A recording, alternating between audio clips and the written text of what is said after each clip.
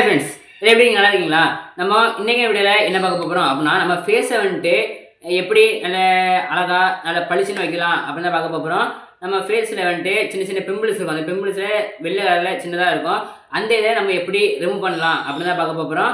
நான் இப்போ சொல்ல போகிற ஃபேஸ் டிப்ஸ் வந்துட்டு நிறைய உங்களுக்கு தெரிஞ்சிருக்கலாம். தெரியாதவங்க நம்ம சேனலை பார்த்து ஃபாலோ பண்ணிக்கோங்க. அதாவது சார்கோல் ஃபேஸ் பேக் அப்படின்னு சொல்லுவாங்க. அந்த இதை தான் நம்ம இப்போ ரெடி பண்ணி நம்ம ஃபேஸில் அப்ளை பண்ண போகிறோம். நம்ம சிரட்டை, அதாவது தேங்காய் ஓடு, அந்த சிரட்டையை எடுத்து நம்ம நல்லா எரித்து நல்லா பவுடர் மாதிரி அரைச்சி எடுத்து வச்சுக்கோங்க. நம்ம அந்த பவுடர்லாம் இப்படி தான் இருக்கும். இந்த பவுடரை நம்ம ரெடி பண்ணி தண்ணியில் குழப்பி நம்ம ஒரு 20 நிமிஷமோ அல்லது அரை மணி நேரமோ அது தேய்க்கிறப்போ நல்லா ஈஸியாகவே உடனே சீக்கிரமாகவே காஞ்சிரும் நம்ம ஃபேஸில். நம்ம அதுக்கப்புறம் வாஷ் பண்ணிடலாம். இந்த ஃபேஸ் பேக்கை நம்ம அப்ளை பண்ணும்போது ரொம்பவே கவனமாக இருக்கணும்.